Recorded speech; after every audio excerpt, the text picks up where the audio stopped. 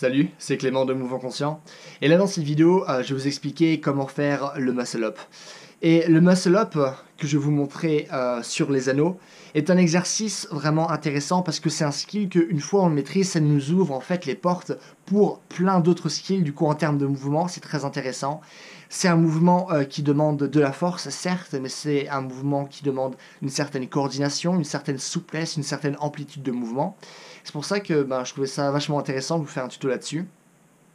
Surtout qu'en fait, avant de faire cette vidéo, j'ai regardé certains tutos français, j'ai regardé certains tutos en anglais, et j'ai remarqué qu'on vous dit, je trouve, énormément de bullshit.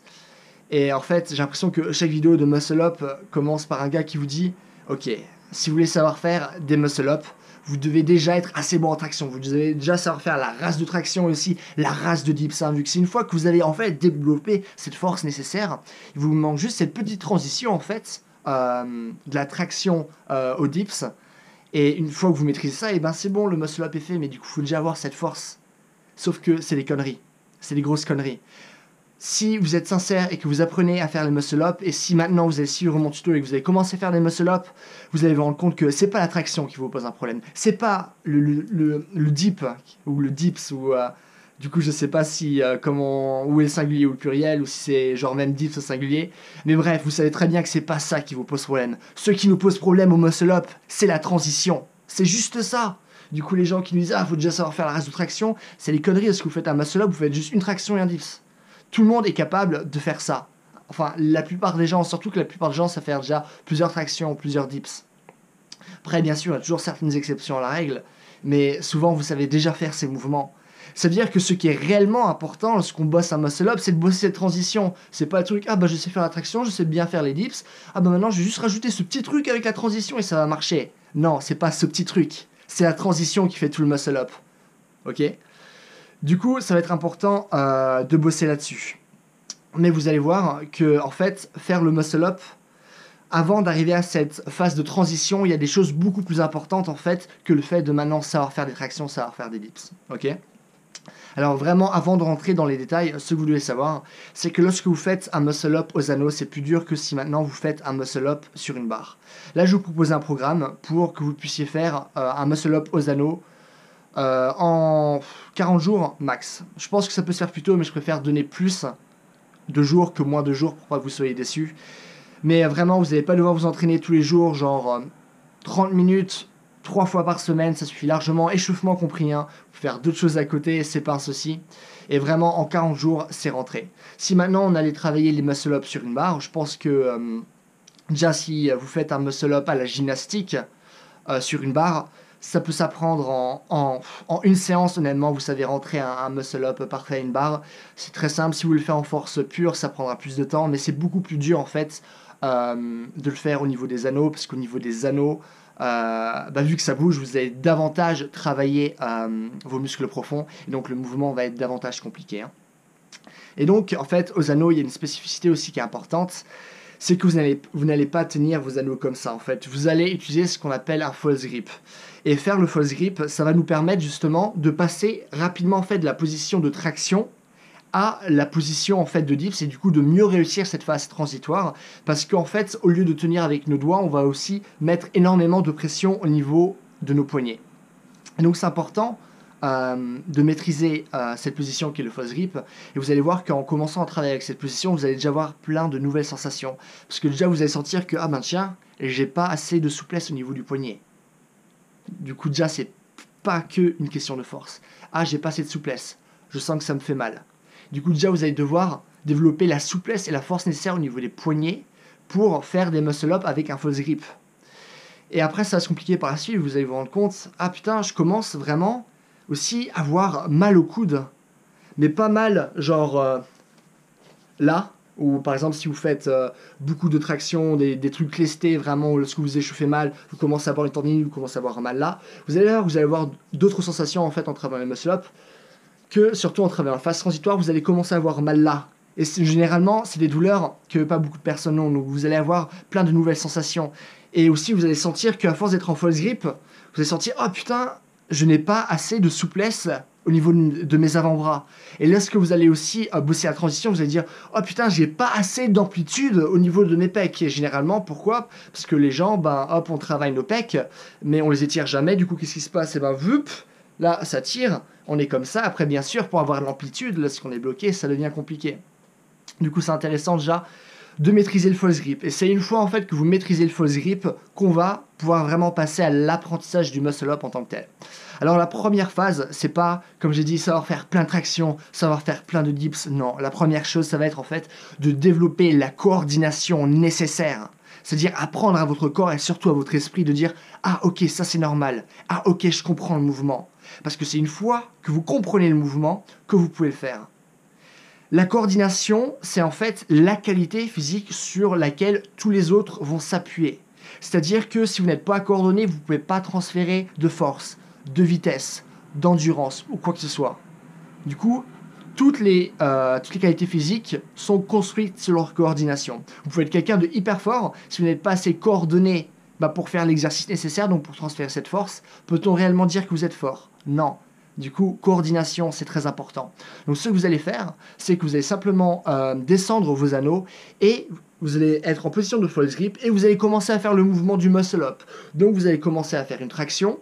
Après, ce que vous allez faire, c'est que vous allez bien rapprocher les anneaux au niveau de votre corps, pas que vous soyez éloigné pour avoir plus de force, créer un meilleur levier.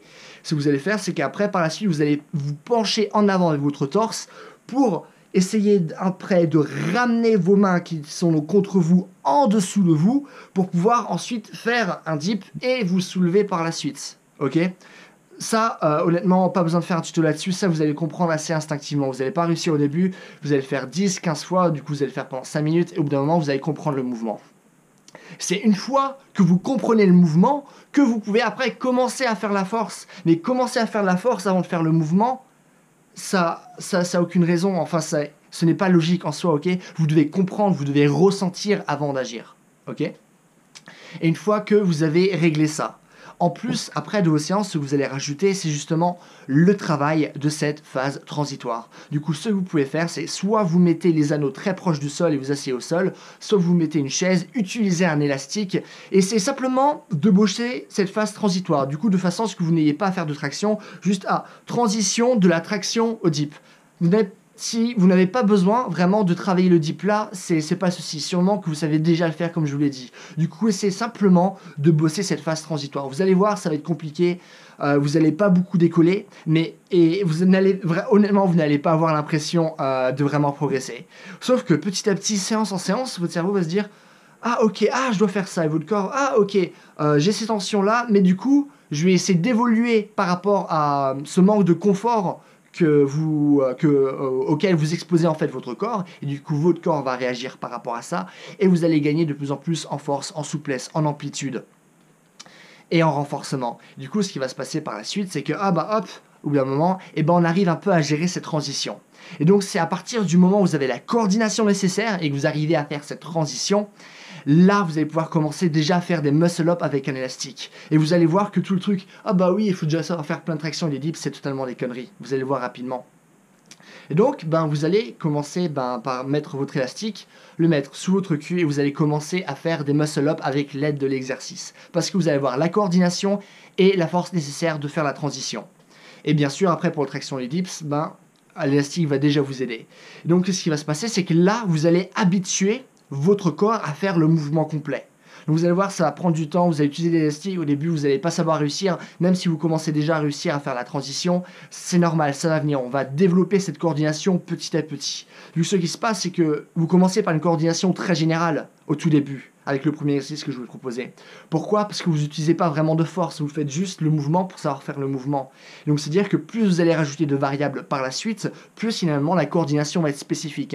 Du coup la coordination va vraiment continuer de longueur en longueur au fur et à mesure on va avancer en fait dans ce tuto. Et une fois que vous maîtrisez cette coordination et que vous avez cette force, vous allez voir qu'avec l'élastique, vous allez pouvoir enchaîner déjà pas mal de muscle up. Sauf que ce qui se passe, c'est que par la suite, faut retirer l'élastique. Et vous allez voir que ça va être beaucoup plus compliqué. Même si vous enchaînez 4 ou 5 à l'élastique, probablement, en fonction bien sûr de la force de votre élastique, lorsque vous allez passer un muscle-up sans élastique, là, ça va être beaucoup plus compliqué. Du coup, vous allez essayer encore et encore et encore et encore. Vous n'allez pas réussir, ça va être chiant, mais au bout d'un moment, boum, vous rentrez le premier. Du jour au lendemain, vous comprenez pas. Et ça rentre. Et c'est surprenant. Et au bout d'un moment, tiens, maintenant j'arrive à faire 1, 2 muscle-up. Mais vous allez voir, même à partir de ce moment-là, vous savez toujours pas faire la descente parce que vous n'avez pas encore la force nécessaire. Et du coup, les gens qui disent la négative c'est plus facile parce qu'on a plus de force dans ce cas-là. C'est vrai, mais le mouvement est beaucoup plus compliqué en négatif que même si on a l'excès de force, faire des muscle-up en négatif, ça sert pas à grand-chose. C'est déjà beaucoup plus dur. Et du coup, vous allez vous entraîner. Et là, à partir de ce moment-là, au fur et à mesure, vous maîtrisez le mouvement. C'est-à-dire qu'à partir du moment où vous allez faire ce mouvement-là, sans élastique, là, vous avez déjà réussi à faire votre premier muscle-up. Et ça, vous pouvez du coup le faire en moins de 40 jours. C'est pour ça que je vous dis 40 jours, max, 1h30 par semaine, max, ça marche. Et après, vous allez vous entraîner et vous allez voir que, grosso modo, en 3 mois, vous allez savoir faire en fait parfaitement votre muscle-up et aussi descendre. Je pense que pour ceux qui s'entraînent moins sérieusement ou pour ceux qui ont d'autres problèmes, par exemple si vous êtes en surpoids, logiquement, pour les exercices de poids de corps, plus vous avez de poids, plus ça va être compliqué. Là, généralement, on va plus tourner autour des 4 mois et demi, 5 mois, mais c'est comme quelque chose vraiment rapide à l'échelle de mouvement. Et le but, lorsqu'on bouge, c'est pas bouger pour une performance, c'est bouger parce qu'on peut bouger. Bouger parce que c'est important de bouger, pas de rester toujours dans les mêmes schémas et apprendre d'autres choses. Donc voilà. J'espère que ce tuto vous a plu. Si vous avez des questions, ce que vous ne comprenez pas, posez-moi tout dans les commentaires. Si vous voulez que je vous fasse un deuxième tuto où je parle de la dernière phase, c'est-à-dire qu'à partir du moment où on arrive déjà à faire un muscle-up, comment faire pour pouvoir en enchaîner davantage. Aussi comment pour mieux maîtriser la descente si on n'arrive qu'à monter, dites-le moi, je ferai une vidéo dans les prochaines semaines je pense. Et donc voilà, si jamais, n'hésitez pas à vous abonner, n'hésitez pas à vous mettre un j'aime si ça vous a plu, vu que comme ça, moi, ça augmente le référencement de mes vidéos, donc c'est cool. Si jamais, n'hésitez pas à aller sur ma page Facebook et n'hésitez pas à commander du coaching, si jamais, sur mon site, si vous voulez aller plus loin. Et donc voilà, en attendant, passez une bonne journée. Bye!